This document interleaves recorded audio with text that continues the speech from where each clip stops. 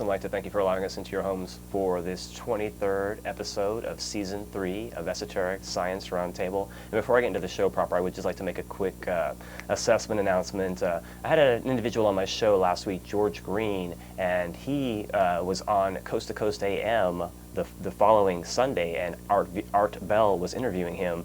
And after about an hour, Art came on after the commercial break and terminated the interview.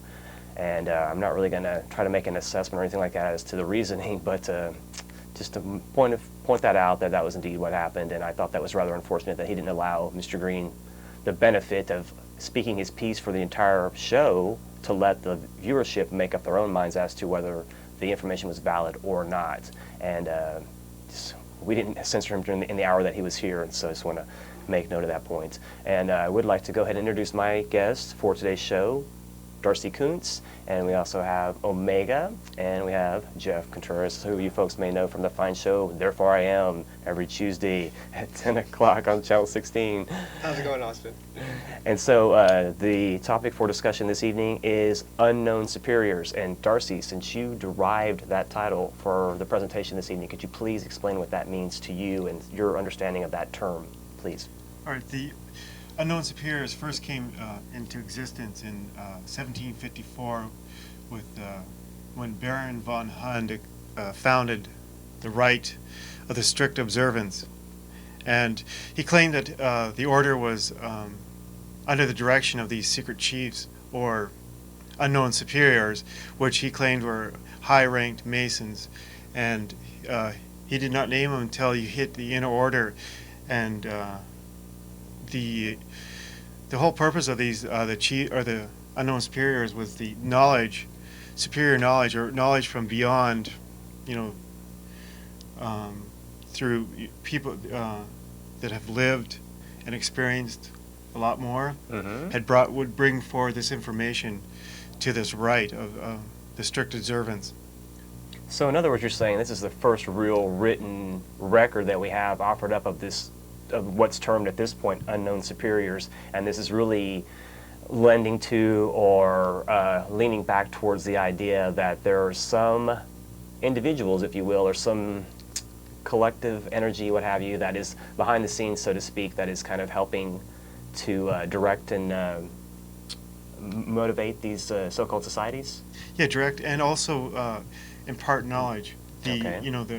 The members, the high-ranking members that were running this, the various orders or rites would be in contact with these unknown superiors, and they would give further knowledge and training that they would then pass on in the various grades of their rite. The rite of this strict observance had 10 degrees. Okay. And it was a graduating system, like a lot of the orders, and it was outside of the Masonic organization. It was not officially recognized. So again, a fringe Masonic order. Yes. In those terms. Okay, understandable. And so is there a real distinction being made as to the origin of these unknown superiors, or whether even they are in body, corporeal, or whether they are energy, or? Well, can I say something? Please, by all means. About the strict observance? Yes, by all means. Because the unknown superiors have always acted like the elder brothers of mankind.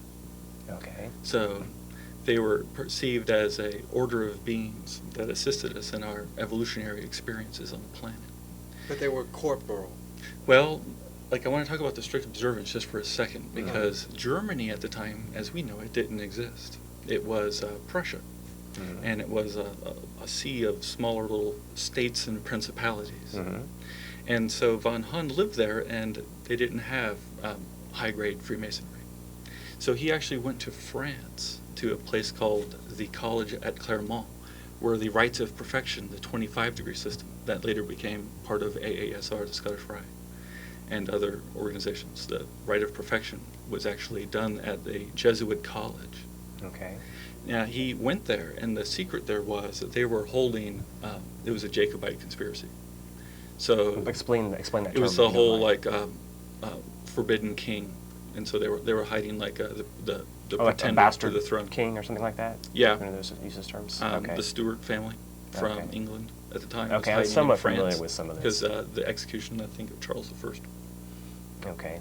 So when that was suppressed and Cromwell was in England and France, they were hiding out at a Jesuit college, and they developed this 25-degree system, and it was a hotbed of Jacobite conspiracy. So remember, this was 50 years before the French Revolution, but it was still kind of boiling at that time. Von Hund comes in from Prussia. He receives these degrees. He goes back to Germany and brings this high-grade quasi-Freemasonry with him. So suddenly there's a big blossom in Germany of high-grade degrees, and they're bringing all this regalia and equipment in from France in cartloads. And he's the only one there in Germany doing this kind of magical organization.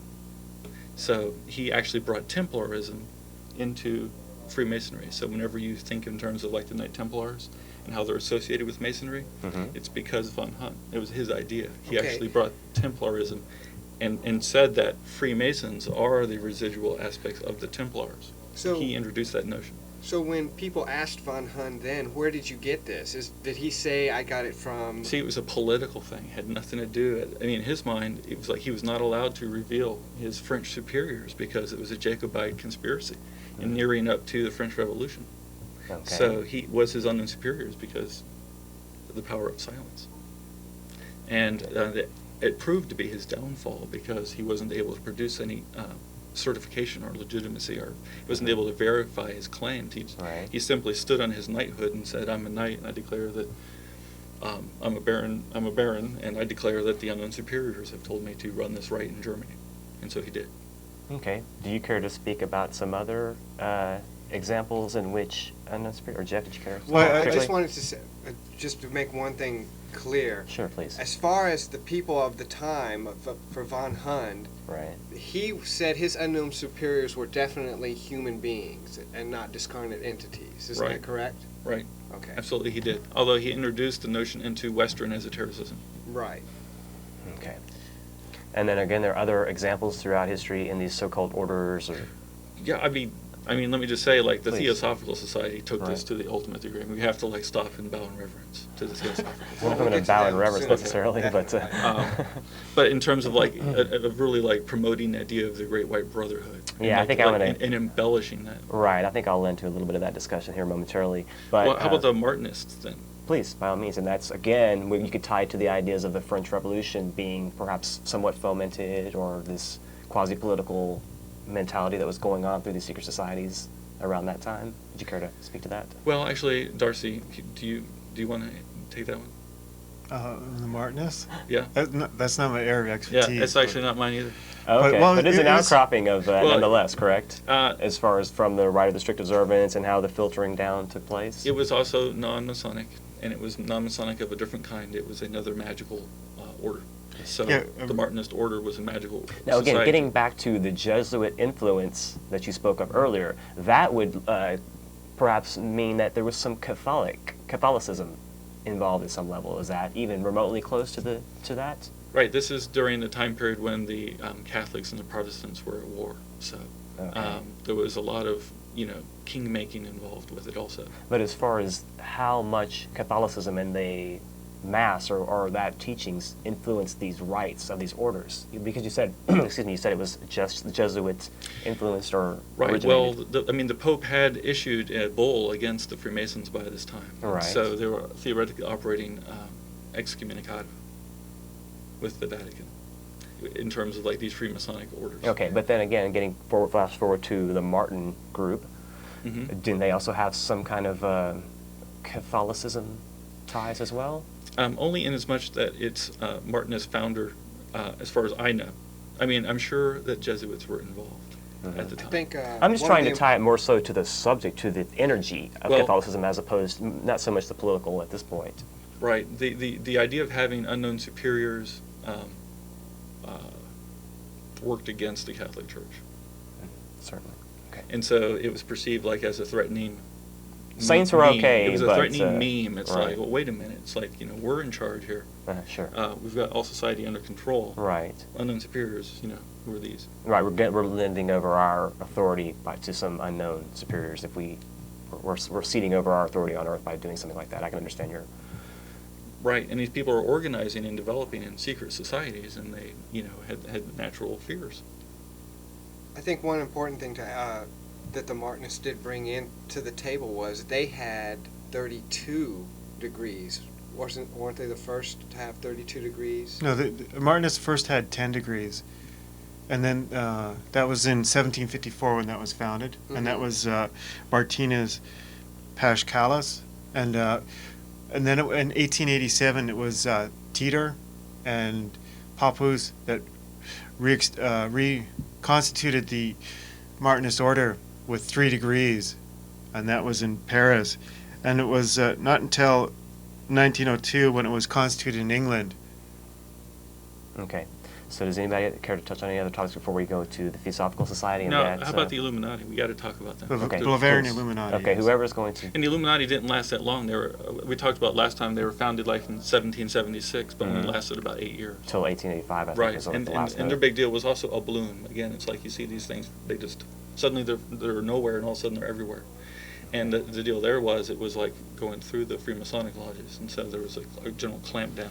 Okay, but to be fair though, if you look back to the literature of those times and about that particular order, there is a lot of conspiracy or a little cloudiness because of how it was perceived that the Illuminati was trying to take over the other Masonic orders. There was some kind of a... Or society in general, they had designs on, of using that for their own agenda. Okay, so that was properly accepted, that notion, and so that's the ideas of that have obviously stayed with us to the future, and there are a lot of people that have ideas, conspiracy so-called ideas derived from the notion, but clearly state there are so many organizations that have called themselves Illuminati over time, it's difficult to really get a clear-cut idea of the true lineage from the so-called Bavarian Illuminati because it's very clouded, and there are also allegations that it did fracture into other tributaries underground after the fact, so a lot of questions remain. But I would just like to say that it kind of bring into Western esotericism again the truncated pyramid where you have like a solid physical basis going almost all the way up, right? But then incomplete. Representing but then you the have mass this other of, thing, kind of from that's just like the flame that comes down and completes the top of the pyramid, the eye and the triangle, and that is like an idea that is associated with the Illuminati, the eye and the triangle. But again, that harkens back to the idea that there is a base of membership or the lower builders, if you will. Right. They have all these organizations have their individual philosophies, but the idea of having unknown superiors or like some other agenda that's praeter-human or supernatural develops through the Illuminati and then later into the 1800s. Okay. So I guess we can jump into the Theosophical influence at this point then? Yeah. Okay, I'll go ahead and jump into that a little bit. In 1875, Theosophical Society was formed in New York. That's Helena Blavatsky, Henry Steele Olcott, and they very much brought in this whole kind of mysticism or this, they brought in I'm losing my train of thought here.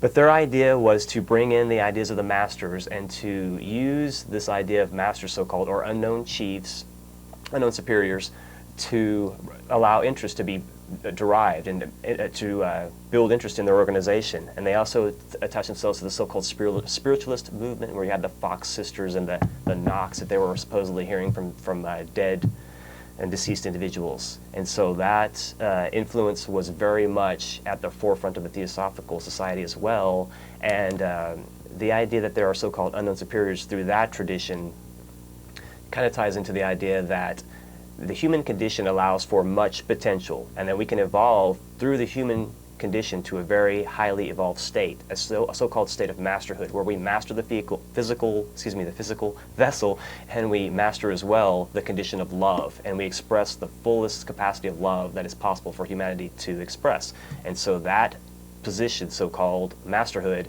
is what some would refer to as these unknown superiors that are being alleged through these other orders.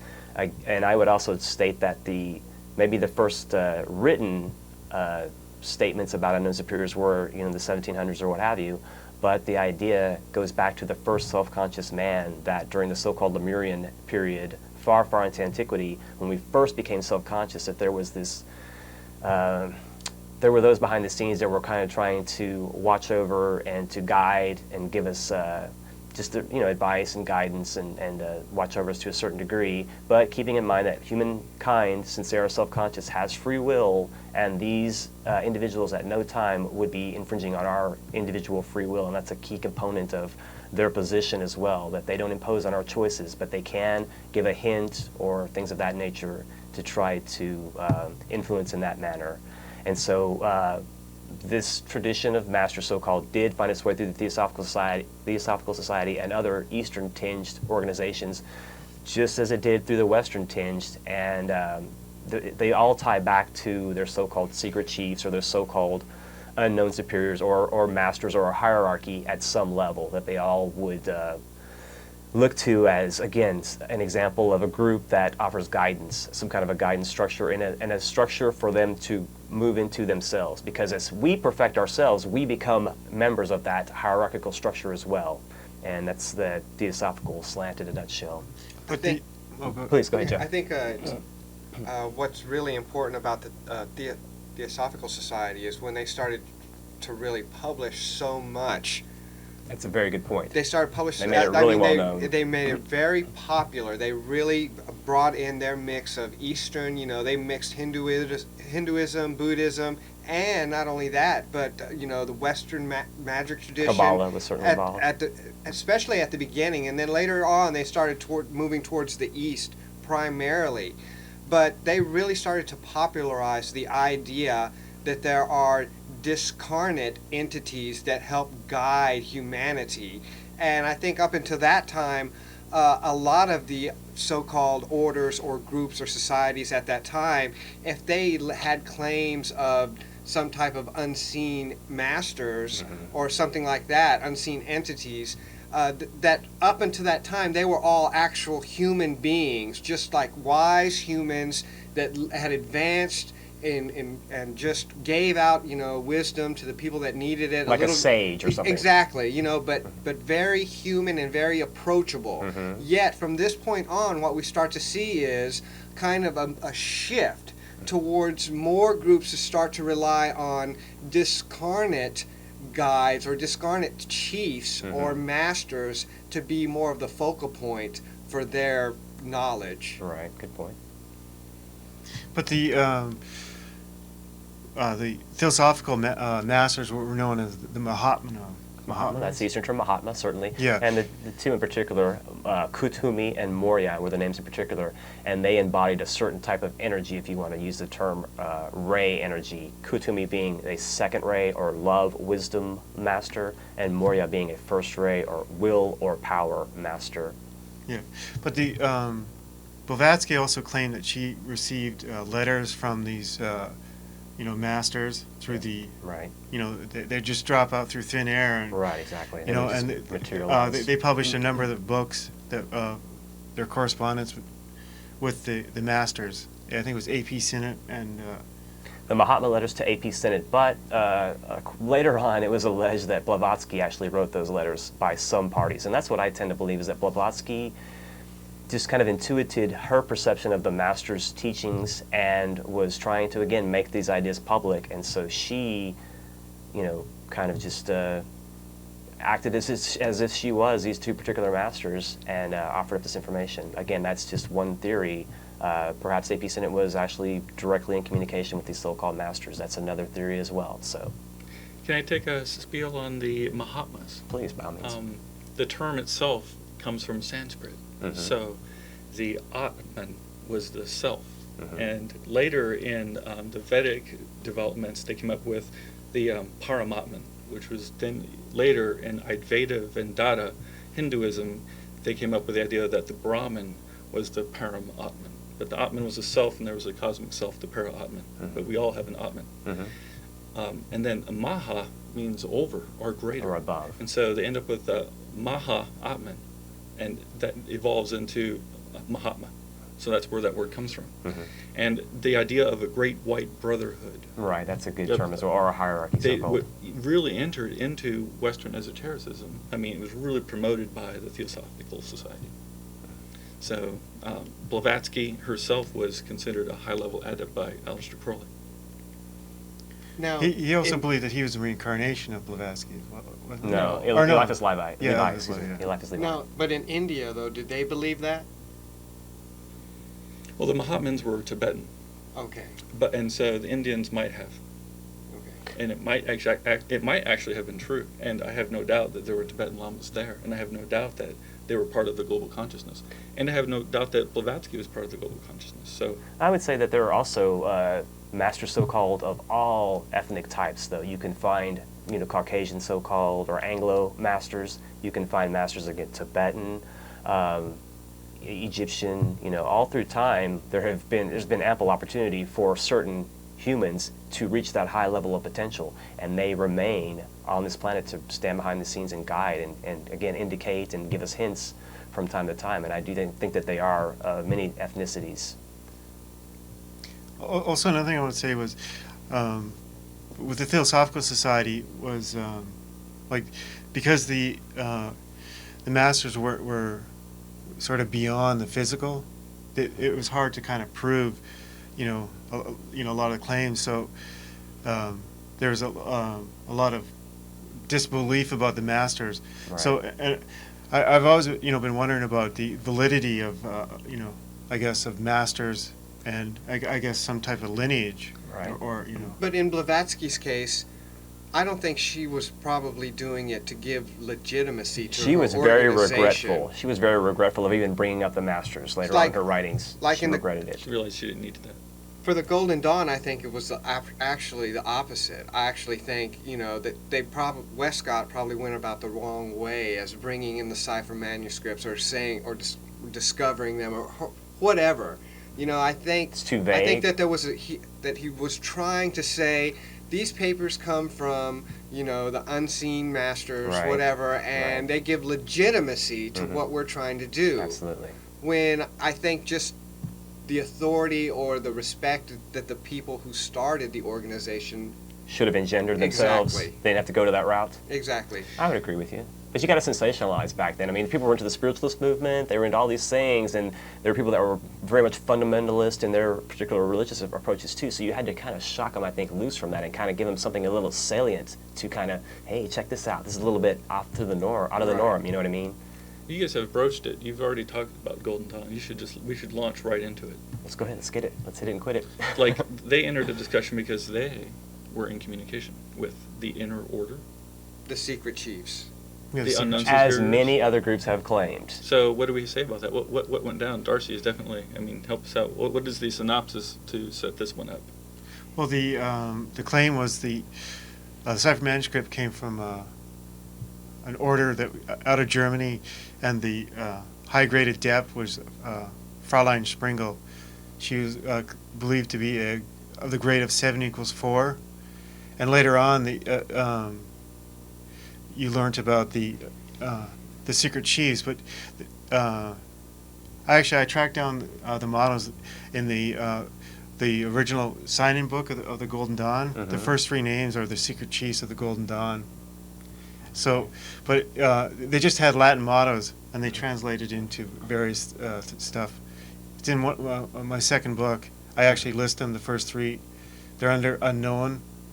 Okay. Well, So, but the Westcott and Mathers and Woodman, the 3 founders of the Golden Dawn, got their lineage from a physical person, or and the how claim many is of them? physical. How many of them actually encountered or had dealings with Fräulein Springel? Just Westcott. Okay, he's the only one. Yeah, and then later on in 1912, Rudolf Steiner and Falcon claim that they got in contact with a niece of Fräulein Sprengel named Alice in Germany, but that really never went nowhere. And Steiner, I think, or no, it was Falcon that set up a meeting for Westcott to meet with the niece, Right. and he did not show up. Well, who didn't show up? Westcott? Yeah, Westcott did not show up. Oh, okay. Interesting.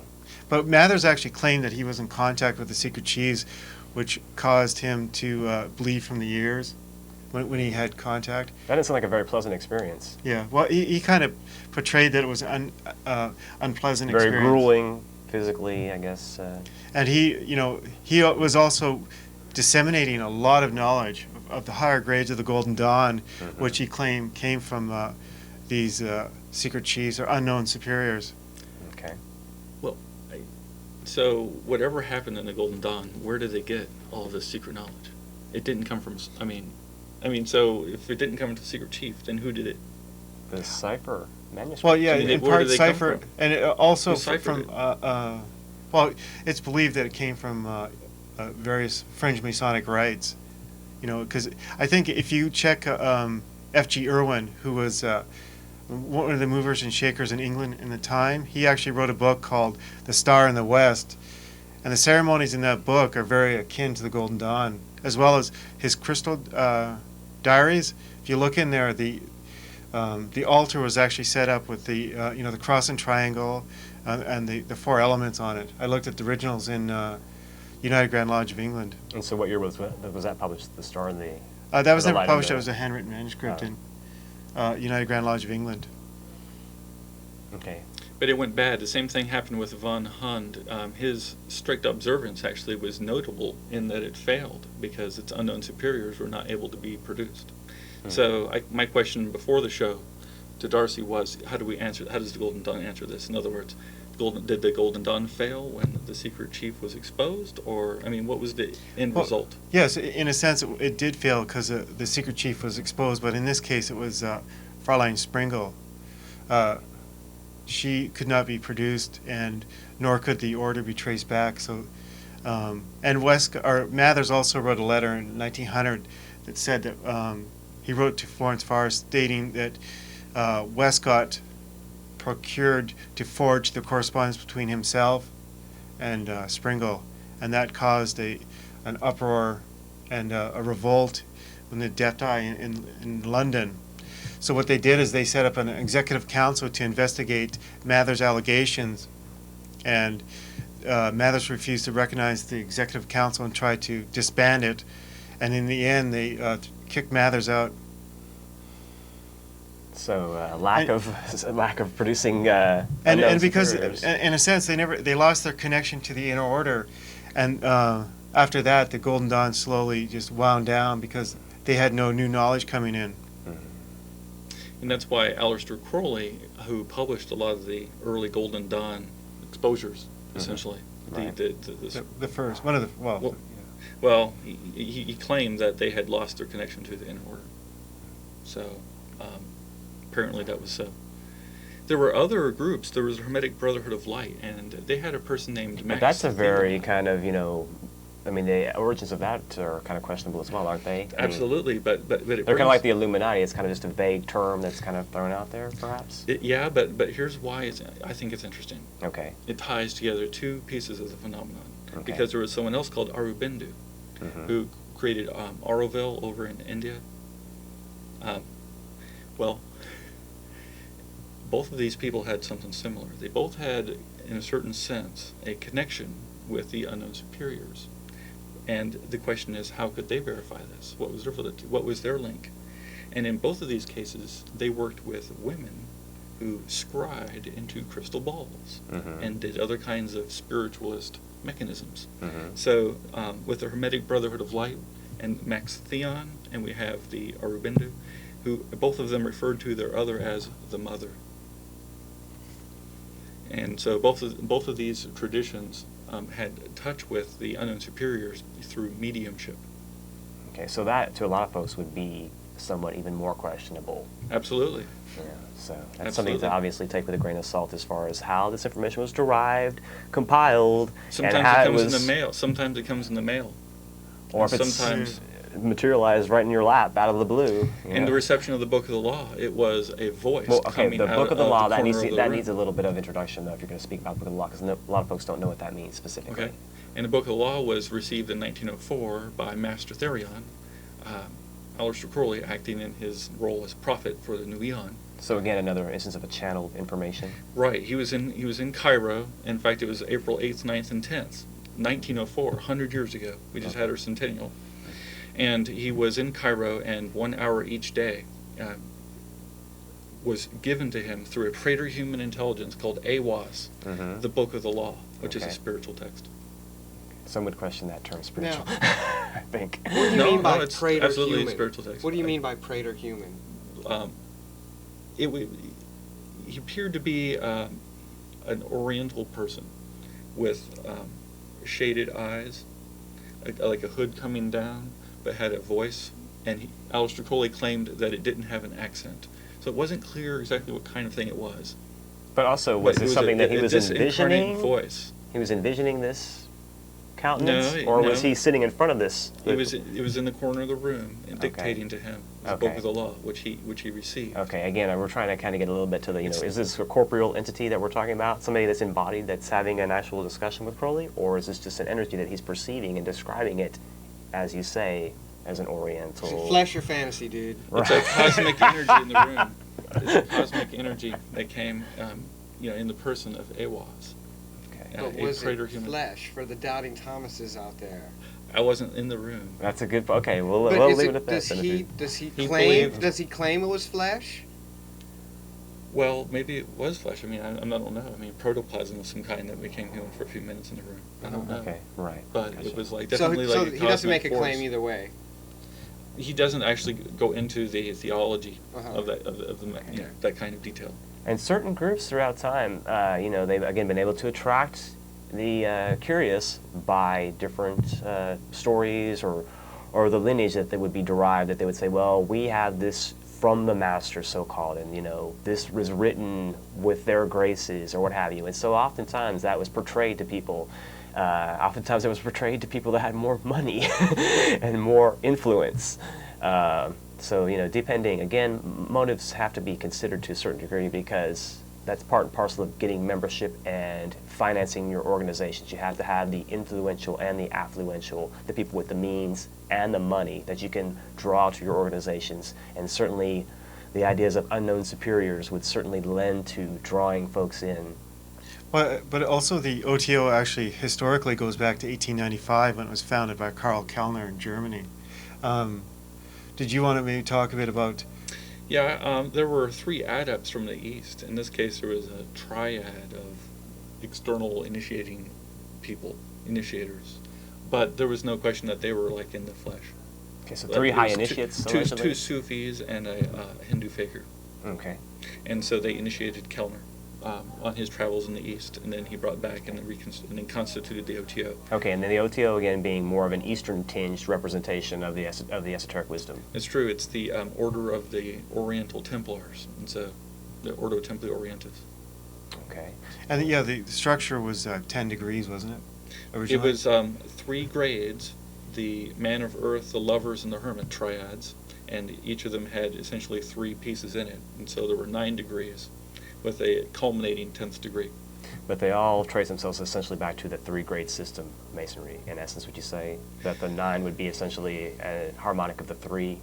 I don't know. That's interesting. I can't answer that. It seems everything is derived from a 3-grade system. My interpretation of my studies shows that Western or Eastern, everything at its base level derives back from the Blue Lodge degrees, the first 3 degrees of Masonry. I'm not a Mason, but still understanding that symbology and how that is a foundation or groundwork for these orders, it ties in universally, and it would make sense that it would.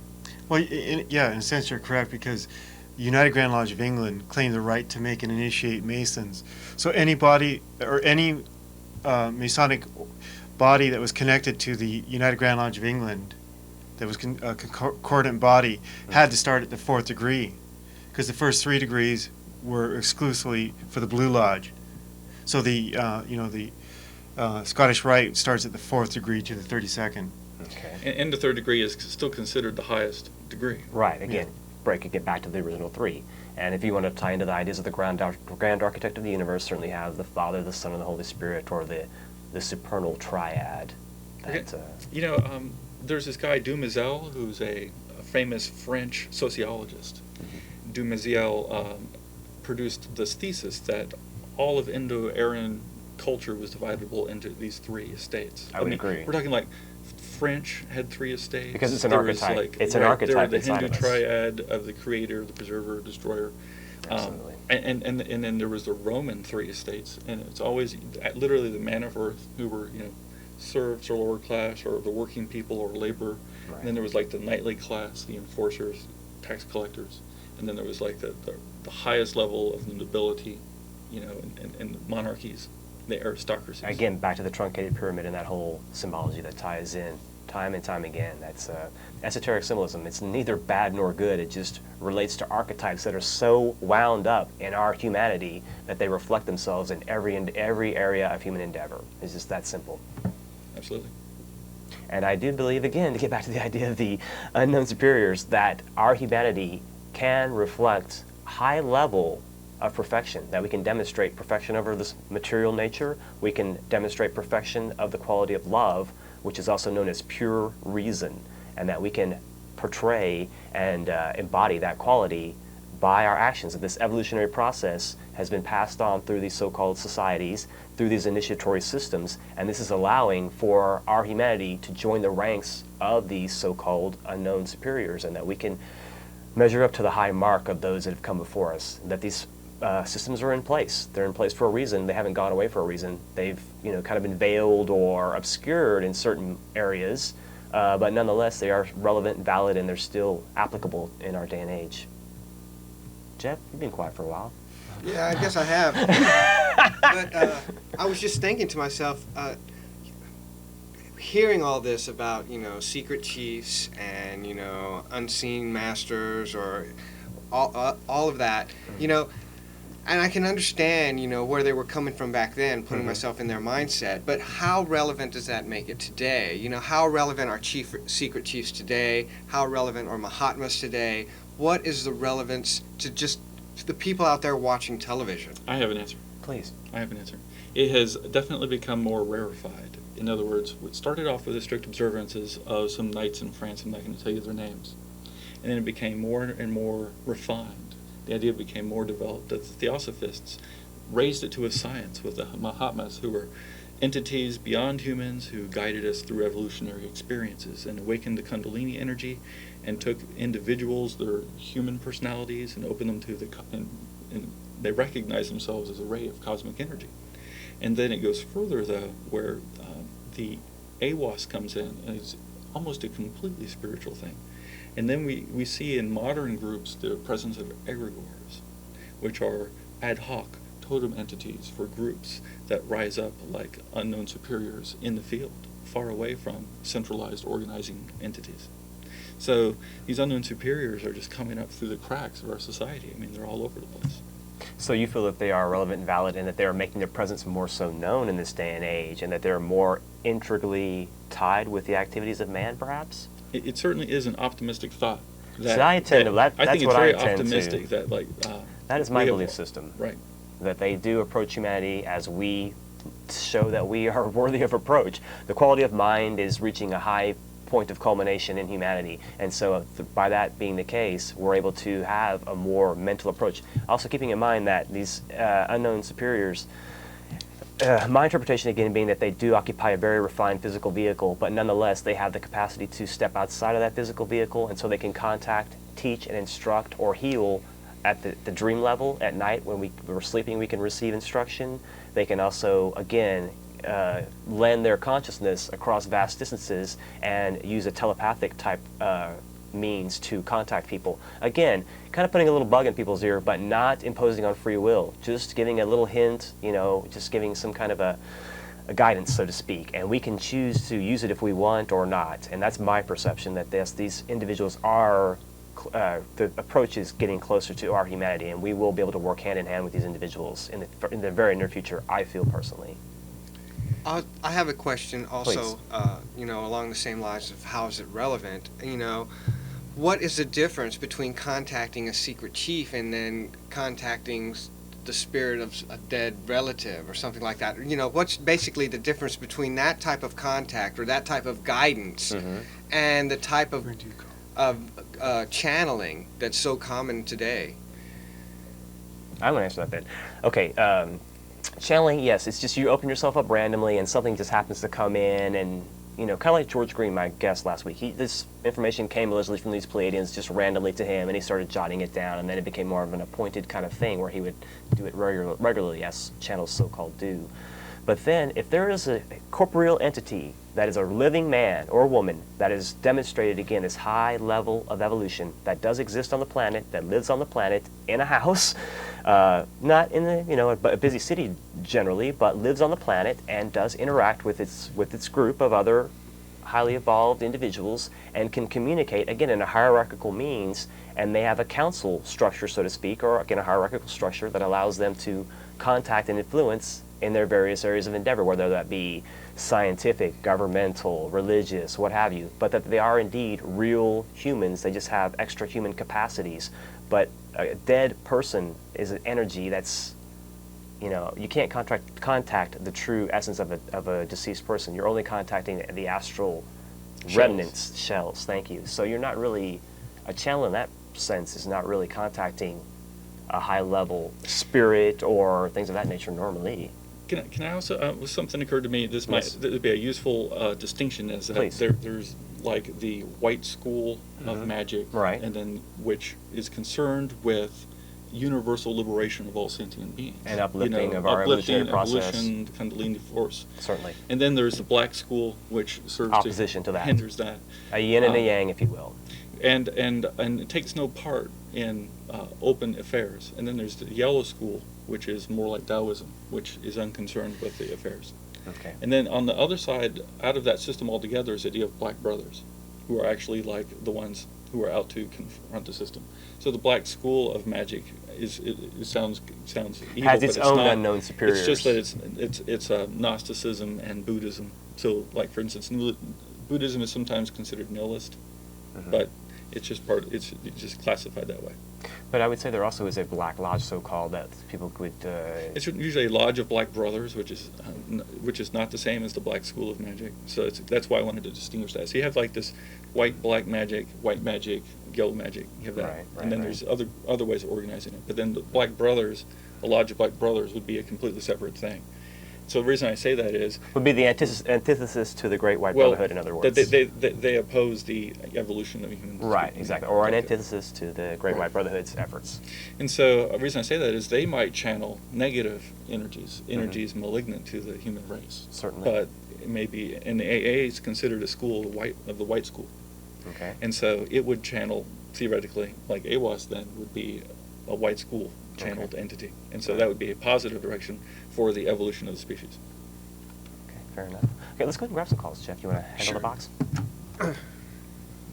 Line 1, you're on the air. You're good. Okay, thanks for that call. Thanks for watching. Okay. Line 2, you're on the air. Hello? Hey, how's Hello. it going? Okay, my question, I'd like to get y'all's opinion on a character I've heard of. His name is Maitreya. What do y'all know? Does that relate to unknown superiors?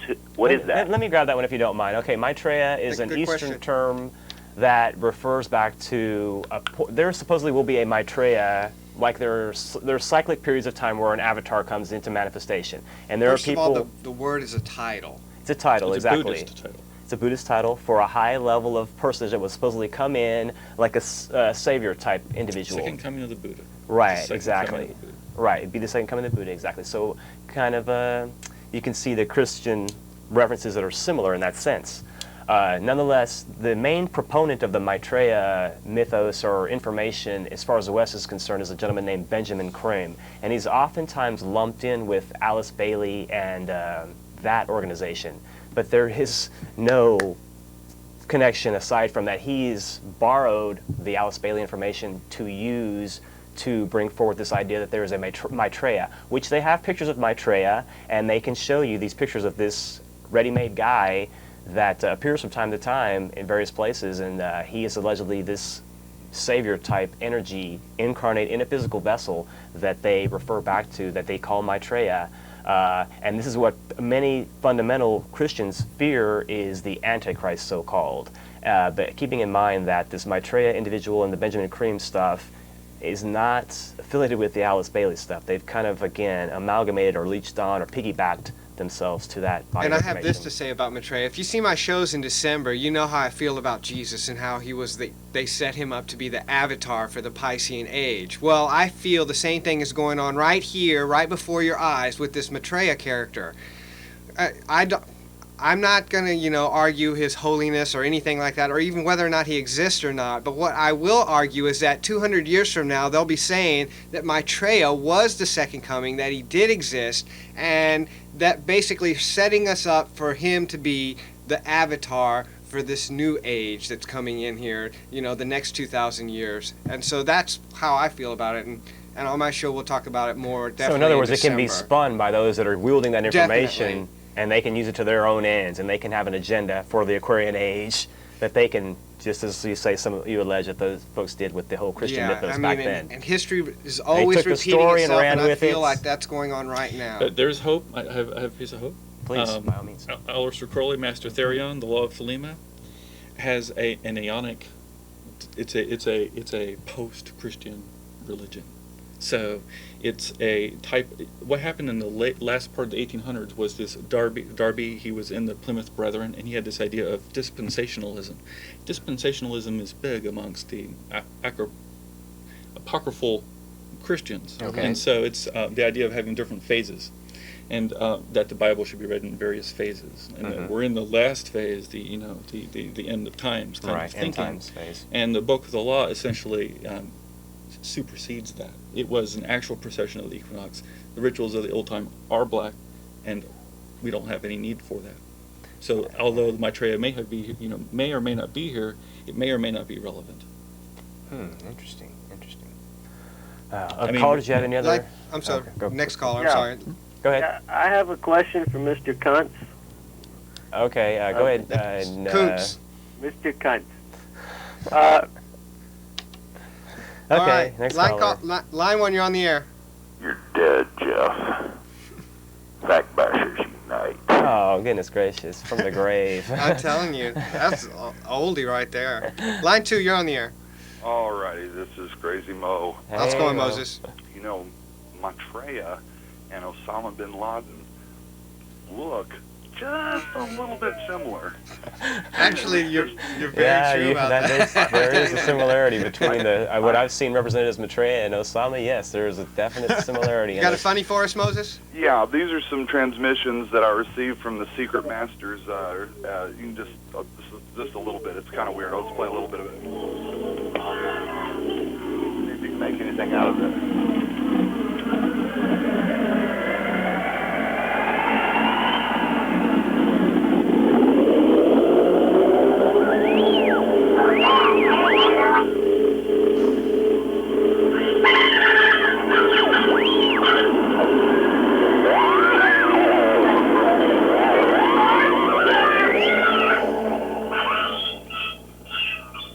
I think I did make something out of That was a pretty heavy message, man. I'll take notes. it. Thanks for the call, Moses. Thanks, Moses. One thing I wanted to add about secret chiefs or just getting information inside your head from something that you consider not to be you, and trusting that information. That's a tough one. Just because you start hearing things in your head doesn't mean you should act on them. 9 times out of 10 when people start hearing voices in their head, they're telling them to do bad things. And just because of voices in your head telling you to do good things, that doesn't necessarily mean that you're getting correct or positive information. But 9 times out of 10, the way you can tell whether or not what you're getting is some ego reflection or not is if you're getting information that's about how to help improve your life, chances are, you should probably act on that. It's not going to hurt you either way, whether or not that's ego reflection or not. If the information is telling you, look, improve your life by doing this. But a lot of times people get these esoteric transmissions from discarnate entities, and they're always those, oh, I just talked to the secret masters and they told me that you needed to do this.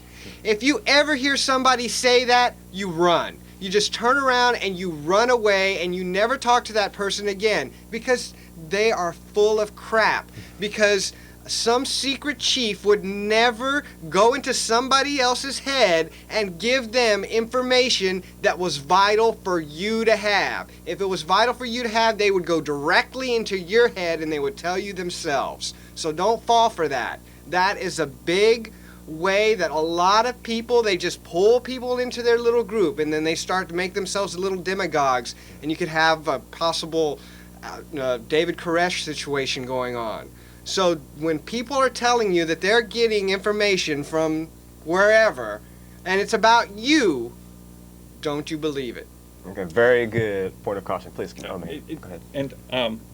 And Aleister Crowley was very much into this too. And in fact, this is a good reason to belong to a magical order or to hang out with mature magicians, because there's the idea of testing your vision. Right, sure. And so there's a whole long sequence of work. We do these rituals and you meet with superhuman entities and you essentially test them. You use attributions off the Tree of Life. You know, if they claim that they're a spirit of Mercury, but they don't know the Hod is associated with Mercury on the Tree of Life, then you should banish them. Lower and intelligence. so you want to do banishings, and then you can do some invocations, and then you can do scrying. You can meet with some of these entities on the astral plane and test them. Okay, and I would say this simply: trust your intuition. The intuition is of the nature of the soul, and you can certainly get from your own soul much information, as Jeff was saying, that direct connect of your own self, your own higher self, telling you something, giving you some indication of what to consider. That can often be from your own internal higher aspects of your own self. So trust your intuition. Use some sense of discernment, because a lot of information is available, but as to what's going to feel right to you, please use that sense of discernment, because not everything is right for everybody across the board. You know, that's just something to consider. Wait, I have a question. Like, I'm not going to call in. I don't have my phone with me. Okay. Can anyone get in contact with the unknown superiors or a secret? I would say nay. What's the answer? Nay. Vibrational, because it's vibrational. Yes or no? I would say the answer is yes and no. It's like anybody could be a professional golfer, but are you going to actually put in the time, the practice, the dedication to the work to become a professional golfer? And most of us aren't. So if this is what you really want, if you want to start having contacts or communications with discarnate entities and you start working towards it, then I agree. Then yes, it can happen and anybody can do it, but you have to be dedicated. Absolutely. That's a really good example of the golf, because everyone can imagine that they would love to play golf. Right. But there's a set of skills, and not everyone's a Tiger Woods. Fair enough. All right, let's try to get some more calls here. Sure, sounds good. Line 1, you're on the air. Terminate faggotry. It's line Some 1 real tonight, winners, I tell man. you. Line 2. Yeah, my son's been looking at this program, and he's been coming in talking all wacky. And I'm wondering, what are you putting into his mind about this stuff? Is this Pokemon or something like that? No, Pokemon was just made up. Pocket monster. That was just like a Japanese fad. This is like Western esotericism. This goes back hundreds. We're just trying trying to provoke thought, and we're trying to get people to think for themselves and to think about some things they may not have considered before. So if your son is actually considering something, thinking about these ideas, you know, I would say nurture him and ask him why he's thinking about these things. Why is he talking about these things? Why is this of interest to him? If you are interested in what interests your son and you are a nurturing parent, then you might want to consider taking that approach. Line 3, you're on the air. Hello. Hello. Yeah, it's quite a collection of people you have there tonight. I was just wondering, it's been crossing Sounds like a my mind question all of a day. Scott on the phone calling, though. Yes, this is Scott. What's your I question, was thinking Scott? about this all day. Is there any scientific evidence of what happens to you after you die?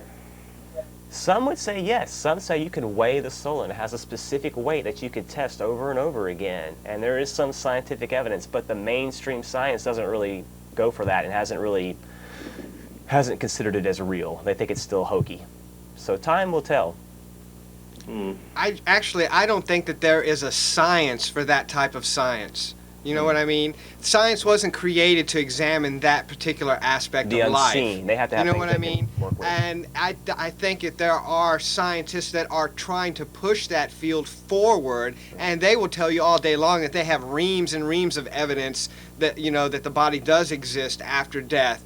But, you know, since that's not considered mainstream science, you know, most people don't pay attention to it.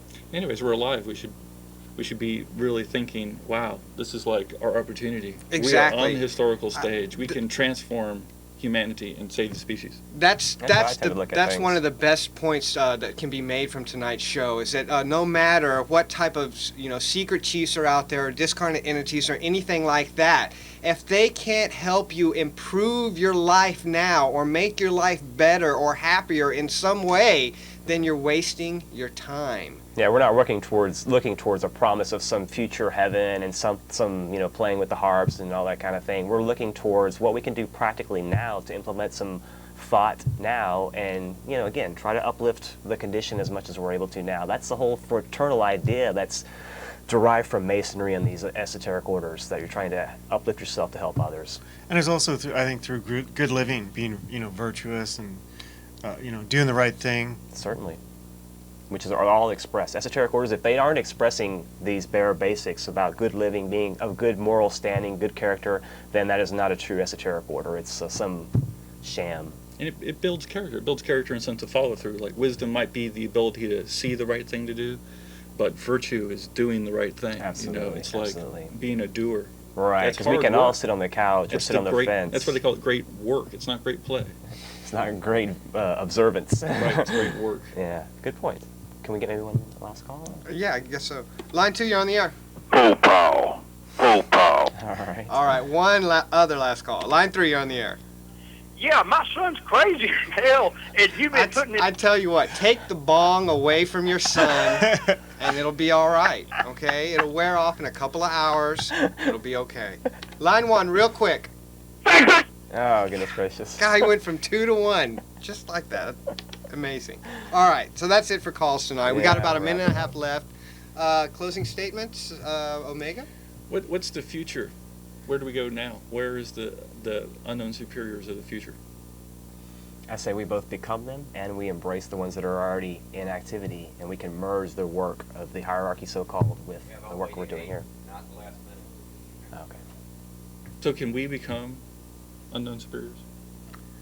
I think we can if that's what you want to go. If that's the direction that you really want to go to. I probably don't recommend it. I don't know if I would want to go in that direction. I see stuff like that and I go, too much hard work for me. You know what I mean? People who watch my show know I'm lazy outside your by grade nature, level, buddy. and I don't know if that's in it for me. I hopefully though that some people's natures are for that, because you know that they will help me when I get to that level. Okay, Darcy, cough it up. What you got to say? What's on your mind? I think that, celebrate life, enjoy it, be a good person, and get to know yourself and study and find something that works for you and follow that path.